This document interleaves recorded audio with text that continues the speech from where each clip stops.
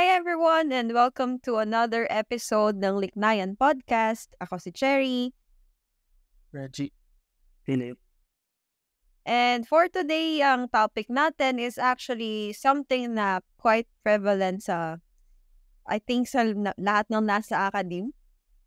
Mostly. or safe to say na lang na marami sa academe na nakaka-experience ito. And I'm talking about imposter syndrome. Yan. So, ano ba ang imposter syndrome? What is the definition of imposter syndrome?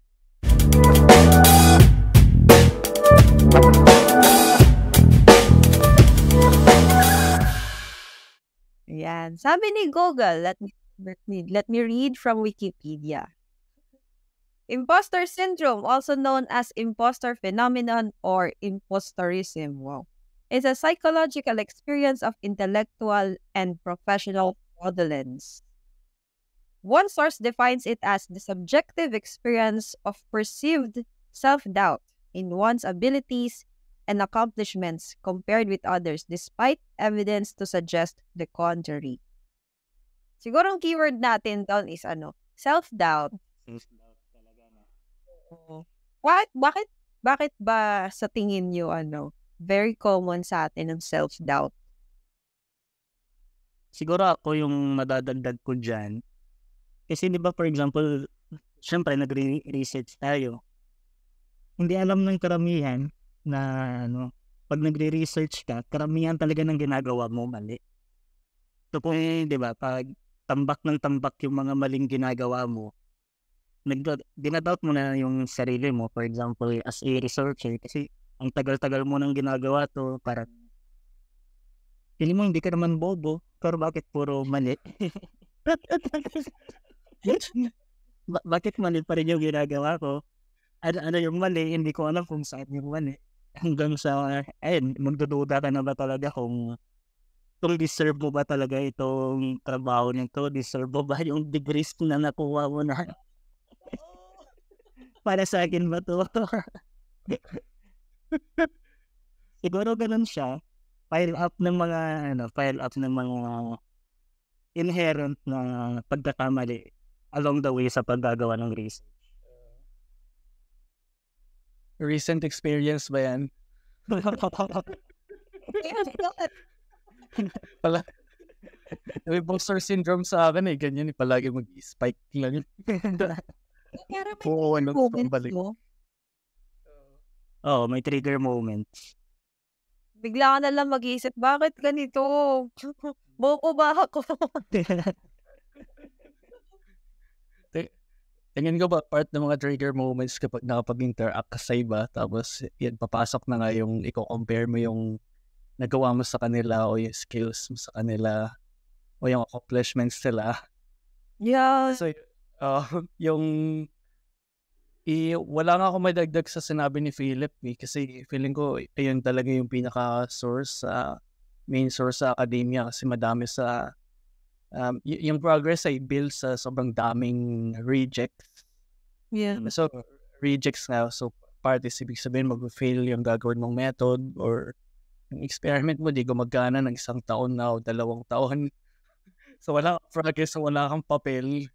Tapos, makikita mo yung mga peers mo na nakailang papel na may mga progress sa kung anumang form. So, ayan yung pinaka source niya. So, yung definition din is doubt. Tapos minsan din, di ba, kung for example sa mga conference, di ba kadalasan sa mga conference, ang lawak ng mga field of study. Diba? Tayo naman bilang researcher, may mga specific areas tayo na ginagawa, tapos gusto din natin mag-extend to ibang fields. Tapos nakakausap mo yung ibang tao na parang feeling mo ang tali-talino nila, tapos ikaw parang bakit wala akong naiintindihan. Hindi mo naiintindihan dating sinasabi nila, pero parang magkanapit lang din naman yung ginagawa nyo. Parang diba? Siguro kasi technically tayo lang kasi nakakaalam ng nuances ng ginagawa natin . Parang sila alam din nila kung ano yung mga problema ng research nila, pero hindi natin alam yon. So para sa atin, nakikita lang natin yung positive na nangyayari. Si ganito, nakapag-publish siya, si ganyan, present siya ng ganitong level of research sa conference, ganyan. Pero, ang nakikita kasi natin, kung ano lang yung na-experience natin. And, karamihan doon ay failure. Because failure is part of reality. Ganun din sa buhay estudyante. Siguro nung estudyante, hindi, for me hindi kasing lala as I think we experience now. Kasi mas vocal tayo sa mga mas vocal tayo sa classmates natin. Halimbawa, ganyan na halimbawa, binigyan tayo ng prob set. Tanggap mo na, hindi ko masagot, medyo bobo kasi ako. Pero at the same time, nagko-communicate ka with other people na, nasagot mo na ba tong prob set na or bobo ka rin ba? May bobo together. Iba ka lang talaga bumagsak kapag kapag wala ka pang degree. Saka kapag may PhD ka, lakas ng bagsak bang. Once umangat ka na, warang yung pag-question mo, bakit ako graduate? Parang deserve ko ba talaga itong PhD dito? Pag wala ka namang degree, tapos hindi mo masagutan yung problem set, okay, shift na ako. Parang, hindi ko naman kasi talaga field to in relation sa na-mention ni Philip kanina na, for example, sa mga conference, di ba? Meron kang isang session na same broad topic, let's say, photonics, ganyan. Pero magkakaiba pa rin naman kayo ng ginagawa Siguro minsan, ang napapansin natin is, parang, kumpara sa research sa mga pinipresent ng iba, parang basic nung sa atin. Na-feel nyo ba yun? Na parang, ang high level naman ng mga naunang presenter, tas yung sa akin, putyo-putyo lang, mga tipong, gawa ko lang yung slides kagabi. Walang plot. Iranig ko magsalita, no? Ganun din ba yung na-feel nyo? Parang minsan pag nasa conference, ang high level naman nung sa iba, bakit yung sa akin, lang, lazy? Parang minsan kasi for example, yung iba may ipapresent sila na theory, tapos may kasamang experiment para ma-confirm yung theory. Tapos, for example, ako, theory lang yung nape-present ko. Parang medyo kulang yung ginagawa ko compared sa kanila kasi at least sila kaya nilang ma-back up with experiment yung ginagawa. Tapos, theory lang yung yung nagagawa mo. So, parang mas may weight yung mga nila, results nila. Tapos minsan nakaka-trigger, di ba? Halimbawa tayo, mga postdoc na tayo. Tapos yung mga, halimbawa katulad sa sinabi mo, yung present mo, theory lang. Tapos yung nag-present ng theory plus experiment, grad student. Parang, hindi pa yan nararating ng ko grad school na ko Papa-question ka talaga no? Idadagdag ko nga lang dyan kapag yung inaunang speakers din, magaling pa mag-present. Oo. Magaling mag-English, magaling magsalita. Maganda yung kwento. Maganda yung kwento. Ayun. Tapos lalo yung madaming tanong. Yeah. Kasi napaka-diverse ng topic, pero bakit may natatanong pa rin siya? Tapos ikaw na yung kasunod. Grabe no, may ka ba? Maganda. Pero feeling ko dyan na rin kasi papasok yung diba? Kasi yung imposter syndrome, merong self-doubt, tapos kino-compare mo yung sarili mo sa peers mo. Pero important din kasi siguro na isipin din natin, magkakaiba yung parang, yung starting point natin. Totoo naman. Parang, for example, yung iba, meron silang mas mayayaman na groups, mas more on collaborations. For example, tayo na galing sa Pilipinas, nasa developing stages pa lang yung physics community or science community kung ikukumpara mo sa ibang lugar tulad ng, for example, Europe, Japan, US, Korea. Kaya minsan din, mahalaga din na isipin natin yung context or kung saan yung starting points natin para maiwasan yung pag-compare natin yung sarili natin sa iba. Ganun. I think, no, parang at tatlo tayo dito na nasa developed country na. Siguro, masasabi ko, parang sa first few months, I'd say, ang tendency talaga natin mag-compare. Like, sa Pilipinas, ganito, ganyan. Diba? Parang, may times naman, ako personally, I would say na may advantage na nagsimula tayo sa Pilipinas. For example, I would say na sa NIP, maganda ang training sa atin sa conferences, kung paano tayo mag-present, ganyan. Kung paano tayo mag-handle ng experiments.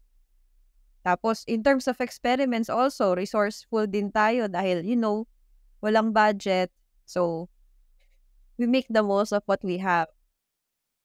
Pero, tapos kung i-compare mo siguro yon pag napuntahan mo yung positive portion ng comparison, nakikita mo na may nag-gain naman tayo talaga na skill. So, I think, dun lang talaga dapat mag-focus. Ano yung positive na meron tayo. Dadagdag ko lang din kasi 'di ba yung mga trigger ay yung pile up ng failures, rejects. Tapos yung pag-attend ka ng conferences kasi kapag nakakita ka ng mga researchers sa yung progress. May din kasi tayo syempre international yung mga pinupuntahan natin. May may cultural distinctions na makikita mo alam ba Europeans ay ma-collaborate talaga So mako-compare mo bakit sila ganito.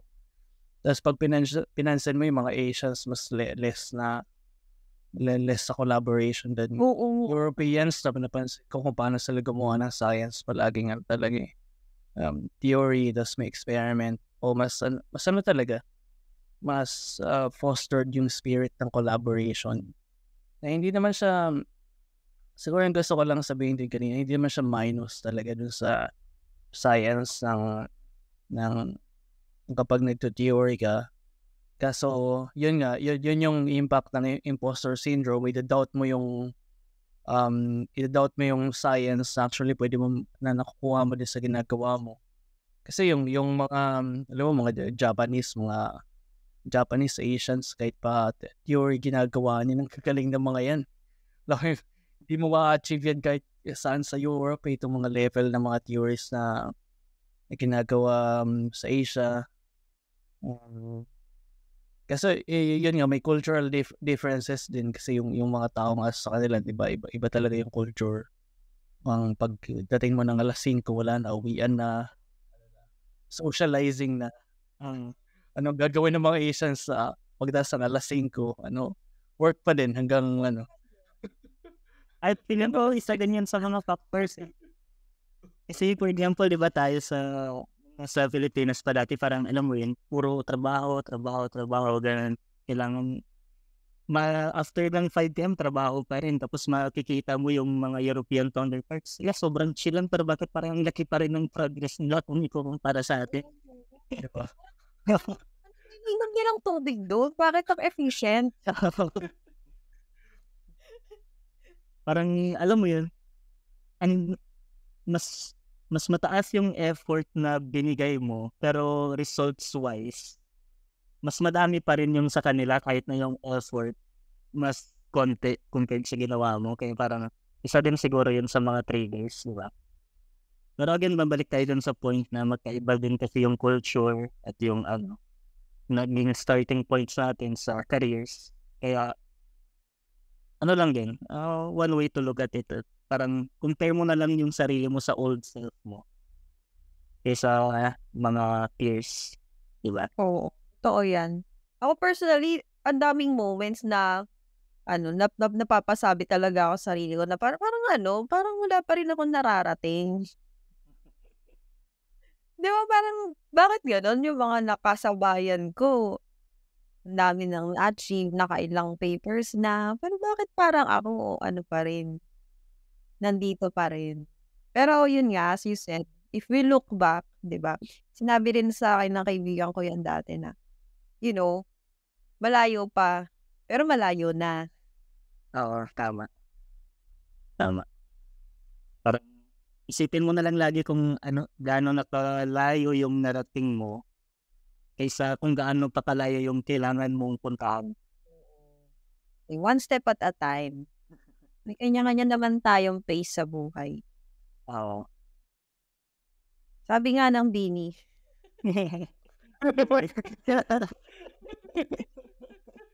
May ID Carrera. Yep.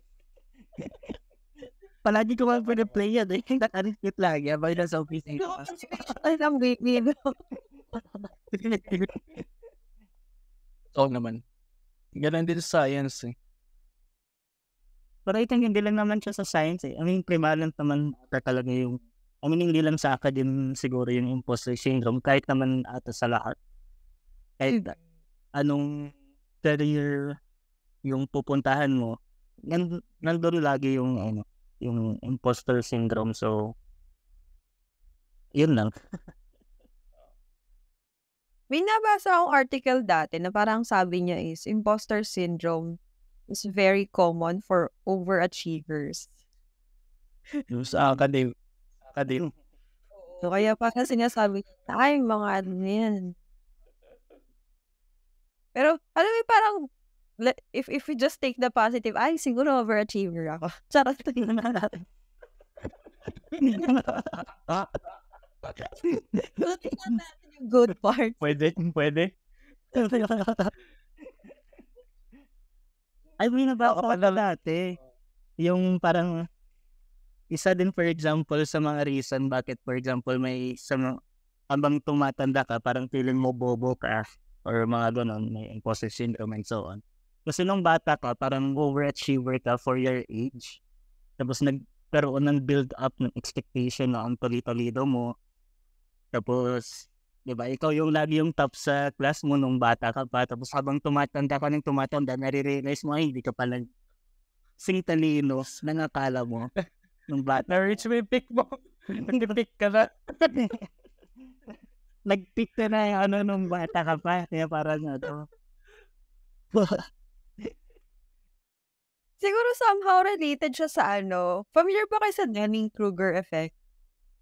Hindi ako. Yung amount of yung correlation ng amount ng alam mo sa confidence na meron ka. Nag-start ka with na may natutunan ka konti, biglang magpipik yung confidence mo. Tapos dagdagan mo pa release mo, bumababa yung confidence mo until you reach the valley of despair. Ay, dun sa valley of despair na yan, mahirap overcome yung minimum point na yan. Oo, siguro totoo yan. May narinig akong quote, hindi ko alam kung kanino galing, yung, alam mo yun, the more you know, the more you don't know. Yeah. Oo, narinig yan. Sa Heisenberg ata nagsabi niya. Sa Heisenberg ba? Joke lang. Kasi for example tayo, nag-PhD tayo sa physics, siyempre madami na tayong nakaral sa physics. Tapos marirealize natin, ang dami pang mga bagay na kailangan matutunan. Kaya parang, alam mo yun, tagal mo nang nag-aaral, pero ang dami pa rin hindi alam. Oo. Tapos minsan may diba, may certain expectations yung mga tao na pag sinabi mo, graduate ako ng physics, na parang ina-assume nila na lahat ng physics alam mo. Sorry ganito lang ako. Beyond the scope of my research. Pero di ba parang may I saw figure before na kung ano yung talaga yung level ng alam natin as PhD holders na nag-start ka ng general information and then it becomes smaller kasi mas nagkakaroon ka ng specialization. So feeling ko in relation to that, diba, mas nag-narrow down yung alam mo talaga compared sa kung ano man yung meron sa the rest of the knowledge pool. Gusto ko lang magdagdag kanina kasi yung mga bata din naman, mga undergrad, high school, nakaka-experience ng imposter syndrome, baka lang na-overlook natin. So, siya, kasi nagko-comparean din yung mga yun. Halimbawa, kung pwede ko i-share akin, galing ako sa seminaryong pumasok ako sa UP, tapos mga klase ko mga galing sa Pisay, Yeah. science high school, alam mo yun, ginagawa ko dito. Ganon kind. Kaso, doon naman din sa feeling ko nga kung pwede ko i-share yung may kinalaman sa overachievers. Feeling ko nakakatakas ako ng konti sa imposter syndrome dati. Kasi hindi ako overachiever ng high school at elementary. Kaya pagdating ko college, kahit babagsak ako ilang beses, walang mag-rise up ako. Mo yung dating sa akin nung physics ay second life na kasi nung umalis ako na seminaryo ito yan.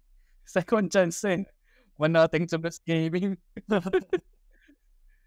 Kasi syempre nakaka-experience pa din ako ng imposter syndrome kasi lalo sa research na nga kasi yung alam mo kapag yung nag-fail lahat ng ginagawa mo tapos yung paulit-ulit tapos mako-compare mo sa peers mo, may nag-present na mas magaling sa'yo, ganyan.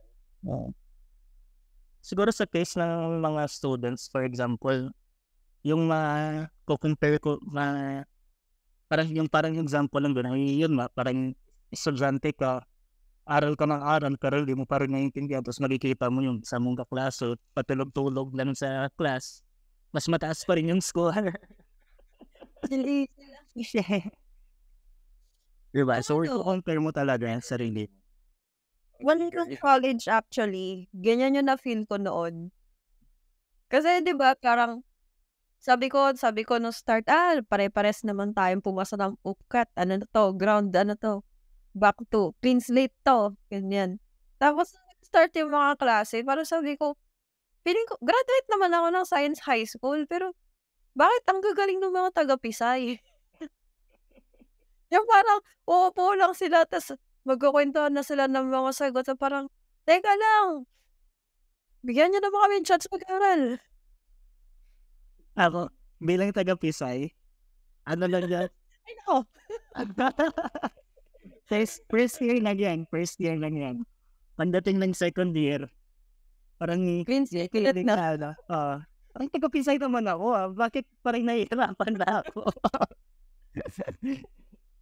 Tapos makikita mo yung mga ibang kaklase, parang, nung first year kami, mas magaling ako bakit ngayon mas magaling na siya? Kasi yung mga taga-Pisay, tamad yan usually, kadalasan. Dahil sa advantage nila sa first year, parang, alam mo yun, mas magaling ako dito kahit hindi ako mag-aaral.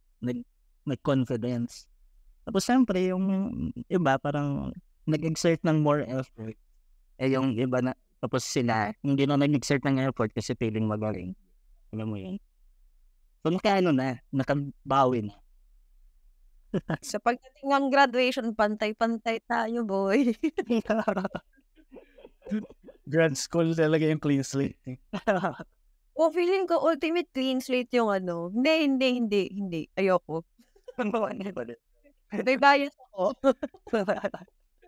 Pero, napansin nyo ba yun? Actually, kami, syempre, di ba, ang dami ko naging classmate na taga-theory that time. Tapos feeling ko kapag grad school, tapos may classmate kang taga-theory, lugi. Parang feeling ko mas nag-excel yung mga taga-theory. Kaklase mo kasi ata si Drum Oo. Kahit kami lugi dun Pagkapasok mo ng classroom, makikita mo si Tram, wala na. Siya na lang. Ay, para sa viewers natin, ililink natin yung video ng Tombak. I-link natin yung description. Kung sino si Tram. Mahirap magkaroon ng genius sa klase, no? To be fair, yung grad school na pinagdaanan natin ay medyo bias sa theory talaga. Oo. Wala siya ng siguro elements na magtatap sa strengths ng experimentalists. Oo. Natuwa nga ako nang nalaman ko na si UPLB nakapag-approve na ng MS Applied Physics. Yeah, applied physics. Very recent lang yan, di ba? Parang nakita ko na ito sa this week. Okay lang daw. Nauna pa sa NIP, sana oil. Kasi ang hirap din talaga. Kasi halimbawa, di ba, mas may focus ako sa experiment. Yeah.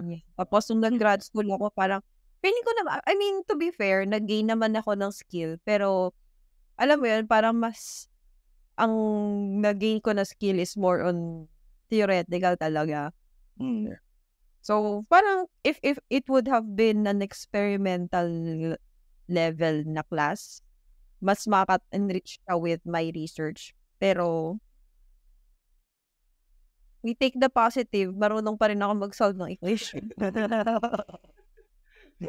Hindi yan din naman yung yan din yung perspective ko na kaya ko share nga na theory inclined yung MS program na pinagdaanan natin kasi alam mo undergrad kapag experiment time na wala na, tahimik na yung mga nasa theory labs niya. Pero konting pagawin mo kami na circuits, wala na. Maliban kay Debbie. Si Debbie. Op-amp. Hindi ata ako nakalagpas sa Hindi ko na nagigits paglagpas ng resistor o inductor. Wala na akong kilawang kahit anong experimental na electric nung grad school kasi alam ko lugi ako doon Yung may bias lang talaga, so to be fair yung So saludo pa rin sa mga experimentalist. Naka-survive sila ng pero parang sa tingin niyo paano natin parang alam mo yun maiiwasan yung imposter syndrome at alam mo yun pag-compare ng sarili natin sa mga peers natin. Ano yung parang practices niyo? Anong ginagawa niyo? Mauna na ako. Aligned ako sa pagsasabi na na hindi Feel ko prevalent talaga siya sa academia. Tapos alam ko nag-exist siya sa lahat ng levels. Undergrad hanggang full profs. Kasi makukompare mo talaga yung ginagawa mo sa peers mo. Halimbawa kung hypothetical lang to. Halimbawa kahit professor ka na, itong isang professor ang productive sa research, madaming publications, na tenure na halimbawa. Tapos ikaw ay siguro nandun ka na sa chopping block ng tenureship kung hindi yan. Hypothetical lang, wala akong alam na case. Kasi ini-imagine ko itong mga ito palagi. Kasi alam mo yun, mako-compare mo, madadoubt mo na, mag-stay pa ba ako sa academia, tapos alam mo yun, pwedeng last straw na yung kapag nasa assistant prof stage ka siguro sa tenureship. Kasi sa lahat nga siya ng stages, o sa postdocs din, postdocs kahit sa grad students, so nandun siya sa lahat. So yung kung paano siya i-prevent o feeling ko yung best na nagagawa na lang kasi makakatulong na lang talaga ay support from institutes. Kasi inisip ko lang na pwede niyong sabihin na di kayo nag-agree. Kasi may kinalaman sa overachiever nature ng mga madami sa academia, feeling ko na or hindi naman siguro human nature lang na mag-compare din talaga. Kasi makita mo na ang gagaling nila tapos ikaw ay hindi. Ganun. So, kung may sobrang negative ng comment ko. Siguro kung may light lang ako na ibibigay kasi dito nga sa comment ko ay madami sa imposter syndrome ay illusion lang talaga. Arguments na ginagawa mo sa utak mo. Hindi mo alam na yung chine-check out mo na tao, yung ina-idol mo, akala mo galing-galing niya. Ganun din tingin niya sa'yo.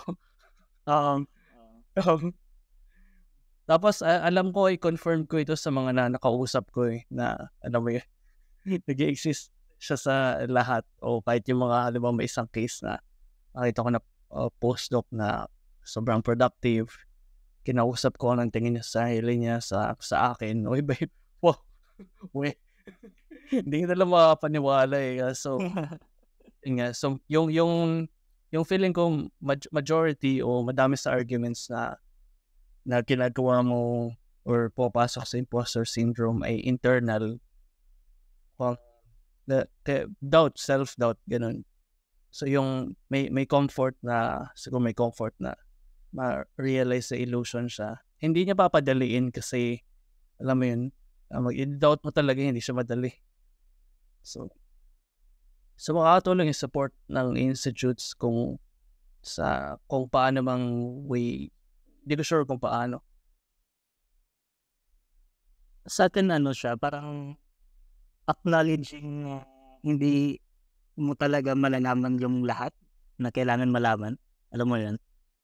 Parang kailangan mo talagang, for example, may magtanong sa'yo tapos hindi mo alam yung sagot. Kailangan mo lang i-acknowledge na hindi mo alam yung sagot. Tapos, alam mo yun, hindi ko alam yung sagot pero titingnan ko yan. Once na maintindihan ko, babalikan ko yung tanong mo, parang ganon. Kasi diba, tayo, nag-aral tayo hanggang PhD, may expectation na alam na natin yung lahat, di ba? Pero there's no way talaga na malalaman natin lahat ng bagay. So, yun, kailangan lang natin i-acknowledge yun. I mean, hindi lang siya nag-apply sa mga may PhD, nag-apply din naman siya sa lahat, di ba? Nag-aaral ka, ganun-ganun, so expected na may alam ka tungkol sa bagay na to. Pero kailangan natin i-acknowledge na hindi natin alam yung lahat para maiwasan natin na i-compare yung sarili natin sa iba kung alam nila yung sagot. Diba? Siguro for me, may mga ginagawa rin talaga ako para ma-overcome siya. So, halimbawa ako, personally, medyo hindi seryoso pakinggan, pero naghahanap kasi ako ng validation. Pero syempre, di ba, hindi mo naman masasabi sa mga tao na validate niya naman ako. So, parang ako yung nag-validate sa sarili ko na ayun, parang gagawa ka ng personal mantra na magaling ka, kaya mo yan, na-achieve mo to. As in, medyo selfish pakinggan. Pero, tuwing nagsistruggle ako, sinasabi ko, graduate ako, may degree ako. Kaya ko rin yan. Yung di ba, parang mag-focus sa positive. Kasi, Yun walang mararating kung titingnan lang talaga natin yung mga hindi natin mararating. Accept the things we cannot change. Ayun. Tapos yun, siguro in relation din sa mga nasabi nyo, it's all about mindset talaga. Kasi kung paano mo iset yung utak mo na sabihin mo na nagsastruggle lang ako kasi ako eh. Hindi ba rin ganung mindset. Iset mo kaagad, nagsastruggle ako kasi marami pa akong kaya pang matutunan. 'Di ba? You focus on the positive na imbes na mag-focus ka na, hindi ko kasi alam to eh. Bahala na. Mag-focus ka sa part na, hindi ko naintindihan to kasi by chance, but yan, there's still a chance to learn the things na hindi natin naintindihan. So, focus tayo sa improvement. May napakinggan akong joke recently. Alam niyo kung ano yung biggest room sa mundo? Room for self-improvement. Biggest room is the room for self-improvement.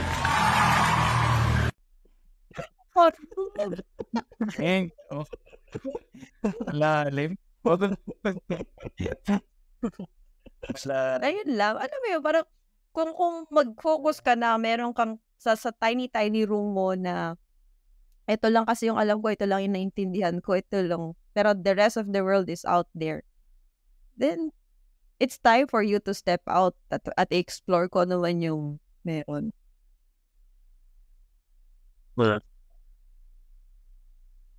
tama naman eh. Yung room. Wala, no? Alam mo yun. Nalunod ako anime. Akala ko mababaw lang yung podcast natin eh. Biglang naging therapy session pala natin yung podcast na.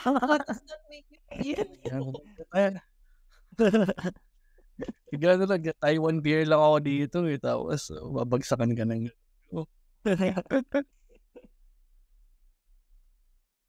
Ano pa ba? Actually, import. Yun nga yung kukonect din natin sa sinagi natin kanina, di ba, na tingnan mo lang kung gaano na kalaya yung narating mo. Imbes na tingnan yung kung gaano pa kalaya yung kailangan puntaan. Di ba? So at least, malaki na yung na-improve mo along those times na syempre nag-aaral ka and so on.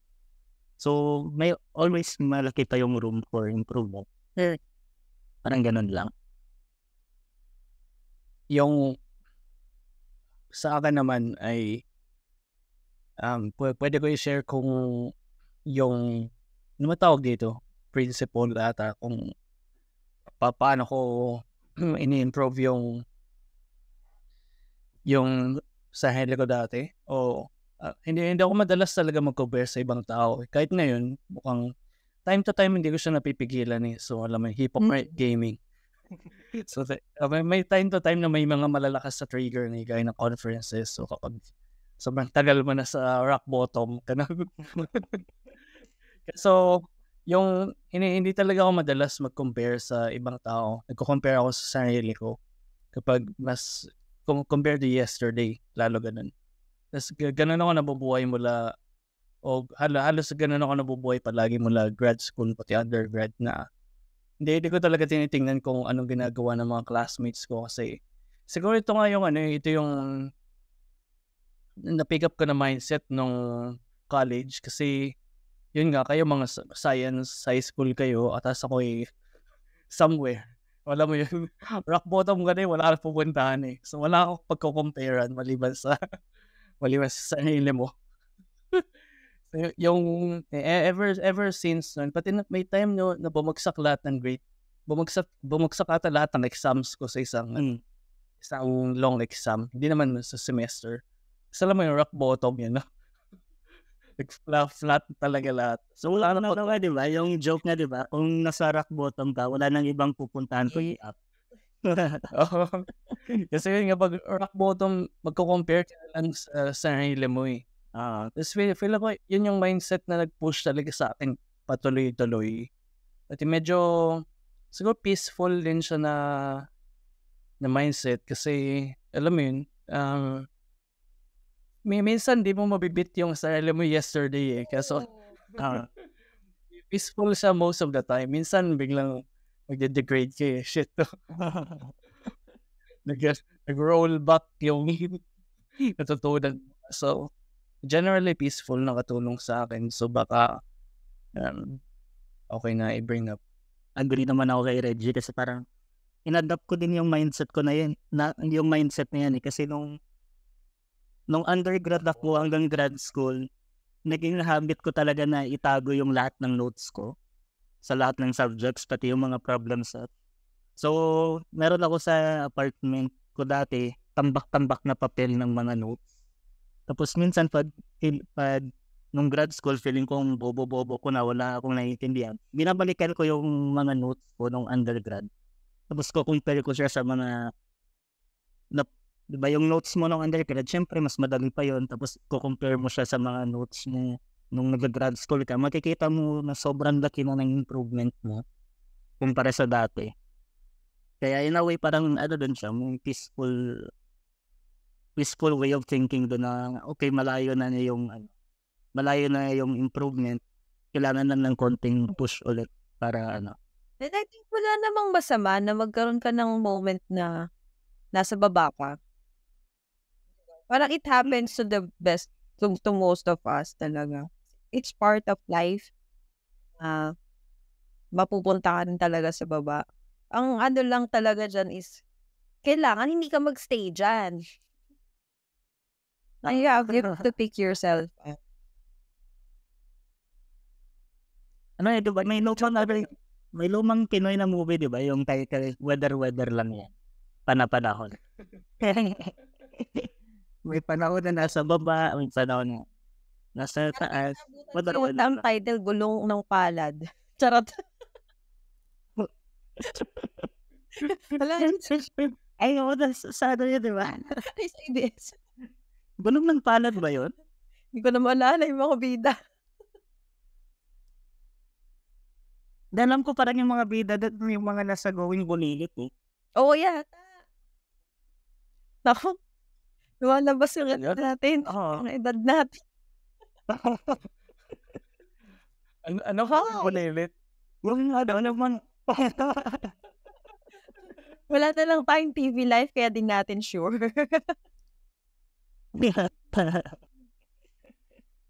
So, halimbawa, meron tayong mga viewer na nagsasuffer ng imposter syndrome. Anong masasabi nyo? Anong advice ang mabibigay nyo? Akin isipin na normal lang yan. Pero, alam mo yun, tawag dito. Gather your emotions, alam mo yun, iyak ka kung kailangan mong umiyak. Pero pagkatapos ng lahat, after mo umiyak, bangon lang ulit, parang ganun. So, kasi, ayun, minsan tayo may mga panahon sa buhay na may hit mo yung mga downs na yan dahil nagsasuffer ka ng imposter syndrome, kinocompare mo yung sarili mo sa iba. Pero, ilabas mo na lang yung sama ng loob mo. Once na malabas mo na yung sama ng loob na yan, balik ka na ulit. Kasi once you hit rock bottom, diba, there's nowhere to go back. Dami natin words of wisdom today, Sa akin naman, kasi na-experience ka siya ng lahat. Tapos sa lahat ng stages, high school hanggang full professors. O kahit siguro ngayon mga mag-retire na may experience talaga nila yung imposter syndrome.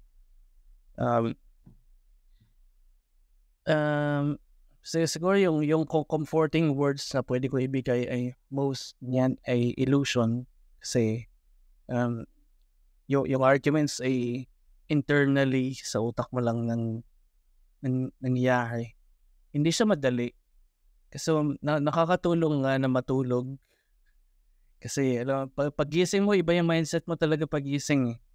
Pwede ka matulog na alam mo hit ka ng rock bottom.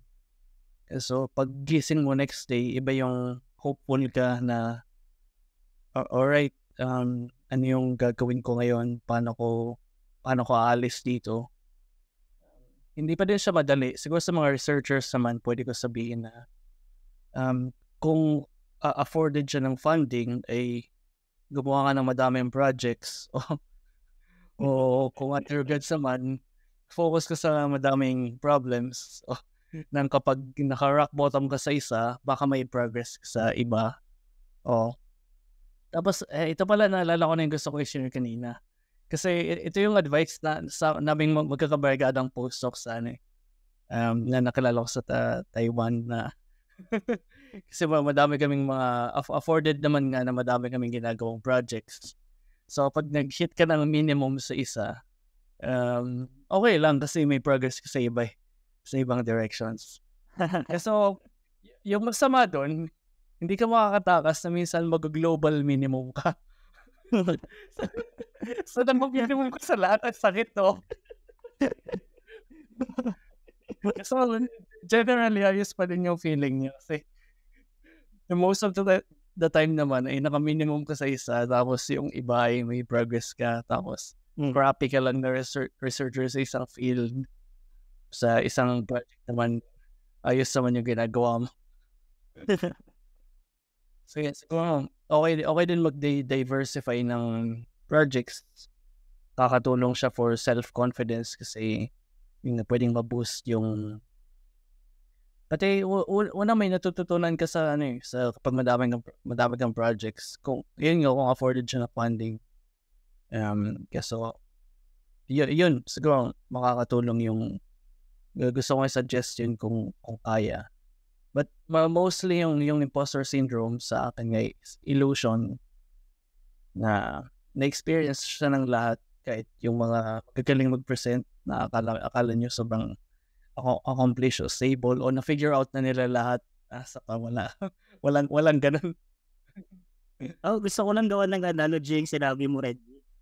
Parang, for example, stock trader ka. Parang, di ba, syempre mag-i-invest ka sa magkaibang stock. Never mo i-invest lahat ng pera mo sa isang stock. I-diversify mo yung fund mo. Kung sakali malugi yung isa, at least yung isang stock baka may kita. So, para ma-even out, di ba? Parang ganun din sa research kung madami kang project. Masakit lang pag lahat sila nalugi. Pero, so, mas solid dun, no? Siguro for me, ang masasabi ko is talaga, it's all about mindset. Kasi kailangan talaga natin i-train yung sarili natin to focus on the positive things. Not just paano tayo mag-isip on how we handle situations na may trigger moments ka or something. So, alam mo yun, parang kailangan you have to see the positive in any situation. So, kahit na nasa negative na yung nangyari sa'yo, di ba? Nagpatong-patong yung mga negative.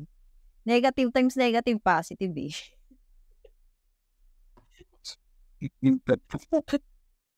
So, ano lang, there's Negative plus negative pa rin. Yung kapag sobrang negative mo na, di ba yung sum ng negative numbers ay positive na? Ay, oo, tama. Ay, di, pero ano din eh. Yung sum ng lahat ng positive na natural numbers nagiging negative eh. O talaga. 100, tama na ako sa 100.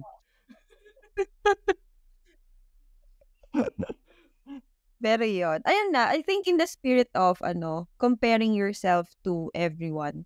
Diba? I think the mindset kasi na nangyayari dyan, kaya tayo nagko-compare kasi we always think na the grass is always greener dun sa mga nakikita natin sa iba. Diba? But actually, the grass is greener kung saan ka magdilig. Magdilig po yung area kung nasan ka. Di, maayos na yung mas malago damo mo dyan. Damo.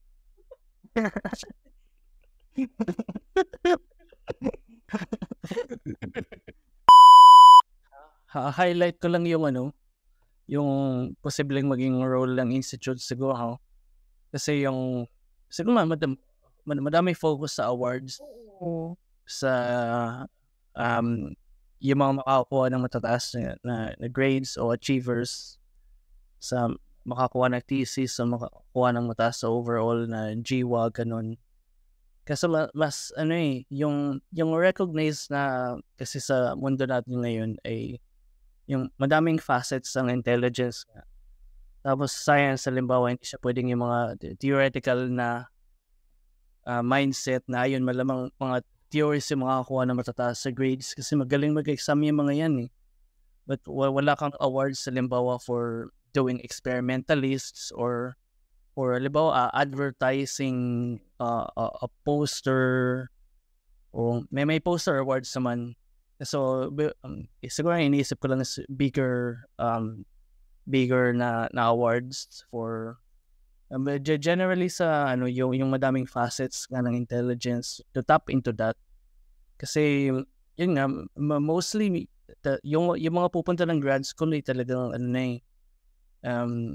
magaling na itong mga to in their own way.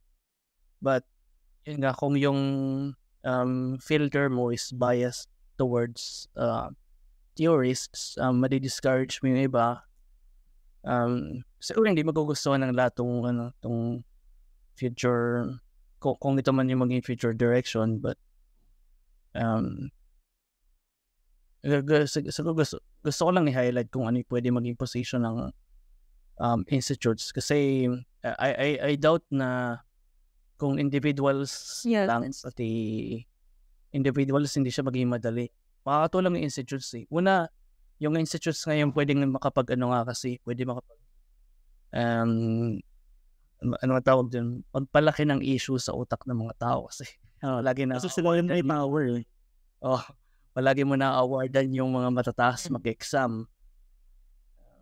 without awards sa ibang skill set na kasing halaga lang din.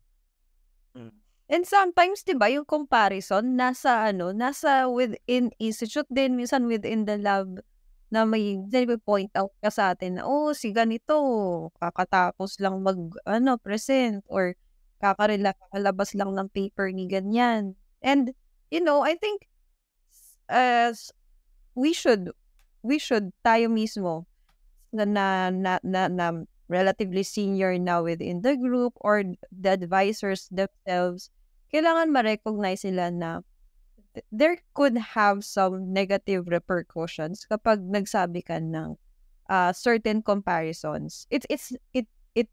You could say it in such a way that would encourage people, but you have to be careful with the words that you use. Kasi, ang dali ng, I would say, ang dali kasi talaga ma-trigger, lalo na kung sa'yo, for yourself, nare-realize mo na you're struggling. Diba? So, parang, pag nagsastruggle ka na nga, i-exacerbate pa ng ibang tao na, kaya ka ganyan, tinan mo si ganito, ganyan. Diba? We have to be aware kung ano yung mga words na sinasabi rin talaga natin.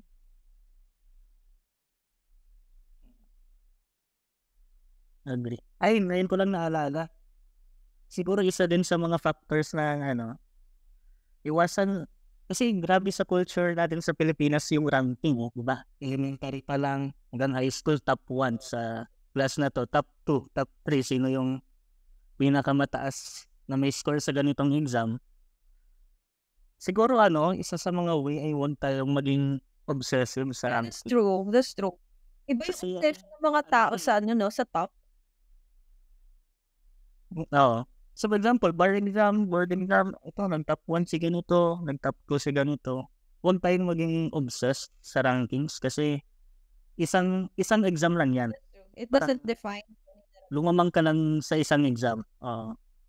At that moment in time, so may improvement pa naman na pwedeng mangyari after that exam. Tsaka, diba, what happens with exams is, mag-aral ka, nagpumasa ka ng exam, and then what? Nakalimutan mo few hours later. Diba? So, ang i-work natin is yung retention ng skills ng mga natutunan. Hindi yung kung sino nag-excel at that particular moment lang during the exam. So, yun lang ata para sa episode natin ngayon. And, yun, kung nagustuhan niyo yung episode natin, huwag kalimutan mag-like, share, and subscribe para masuporta ng channel at makontinue yung podcast. Yes. Yan, salamat.